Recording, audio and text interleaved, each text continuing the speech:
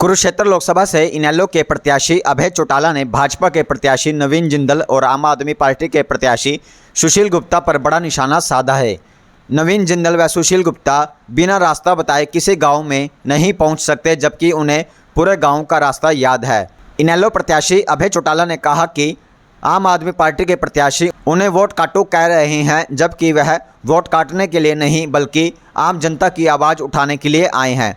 यहाँ अभय चौटाला ने आज तीसरे दिन के दौरे में क्लैथ हलके में कई जनसभाओं को संबोधित किया और लोगों से उनके पक्ष में वोटों की अपील की। गांवों में पहुंचने पर इनेलो के प्रदेश अध्यक्ष एवं पूर्व मुख्य संसदीय सचिव रामपाल माजरा की अगुवाई में अभय चौटाला का लोगों ने जोरदार स्वागत किया।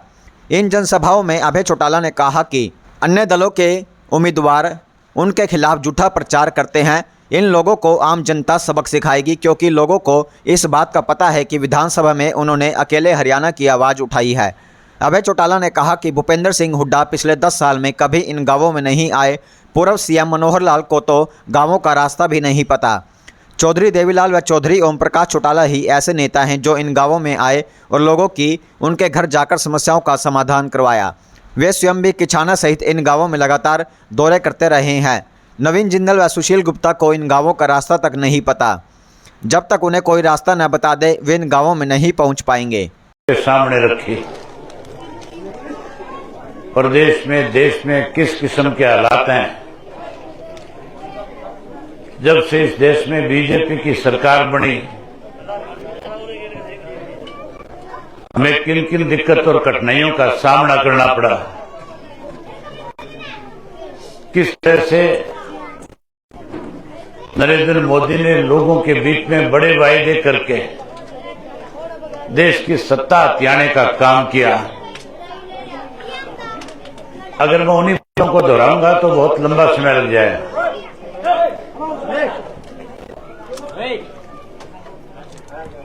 आजकल भाजपा ने एक नया नारा दे रखा है।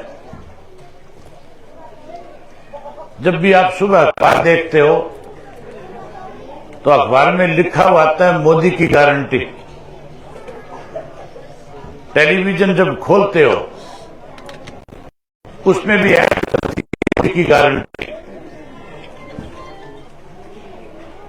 और अगर सोशल मीडिया पे उसमें भी मोदी की गारंटी का जिक्र आता है। कई 100 करोड़ रोजाना पैसे खर्च करके मोदी की गारंटी का भ्रम लोगों में फैलाने का काम किया जा रहा है। मोदी जी ने तो पहले भी हमारे सामने 4 बड़े वायदे किए थे और वायदे ऐसे थे कि हर आदमी उन वायदों से प्रभावित होता था। सबसे पहले वायदा किया था कांग्रेस के राज में जो पैसा कांग्रेस के लोगों ने इस देश से लूट करके विदेश के बैंकों में जमा कराया, मोदी जी कह रहे थे वो सारा पैसा वापस ले आऊंगा। हर व्यक्ति के खाते में 15-15 लाख रुपए जमा करा दूंगा। बहुत बड़ा वायदा था। लोगों को उम्मीद थी कि बीजेपी की सरकार बनने के बाद तुम्हारे खाते में 15-15 लाख रुपए आ जाएंगे। मोदी जी कहते थे खाते खुलवाओ। लोगों ने एक एक घर में 4-4 खाते खुलवा लिए थे। 500-500 रुपए भी गए आपके। हर आदमी की इच्छा है कि चौधरी देवीलाल के सपनों की सरकार बने। अगर तुम चाहते हो चौधरी देवीलाल के सपनों की सरकार बने तो फिर इस लोकसभा के चुनाव में बड़ा बदलाव करने का काम करना। आज जो लोकसभा के चुनाव में मेरे सामने जो 2 उम्मीदवार चुनाव लड़ रहे हैं, दोनों बहुत पैसे बड़े आदमी हैं, दोनों बहुत बड़े सेठ हैं, लेकिन दोनों ने कभी आपके बीच में आकर के आपके सामने क्या दिक्कत है, क्या कठिनाई है, कभी आपके बीच में नहीं आए। आप अनेक आंदोलन आप लोगों ने करे। कभी नवीन जिंदल किसी आंदोलन में आपके बीच में आया? कभी आया था तुम्हारे बीच में? इतने आंदोलन आपने लड़े, कभी ये सुशील गुप्ता आपके बीच में आया? ये भी कभी आपके बीच में नहीं आया। ये आपके बीच में तब तो नहीं आया जब आप लड़ाई लड़ रहे थे।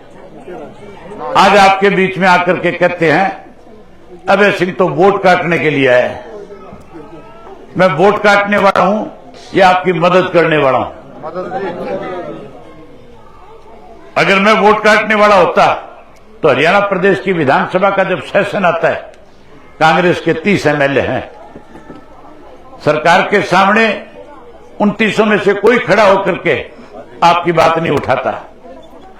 जब भी मुझे बोलने का मौका मिलता है, वो 79 एक तरफ खड़े हो जाते हैं, मैं अकेला आपकी लड़ाई लड़ता हूं, अकेला आपके लिए आपकी आवाज बनने का काम करता हूं। अगर आज तक किसी ने इस सरकार को कटघरे में खड़ा किया है, अगर इस सरकार के खिलाफ किसी ने लड़ाई लड़ी है, तो केवल इंडियन नेशनल लोकदल पार्टी और मैंने लड़ने का काम किया है।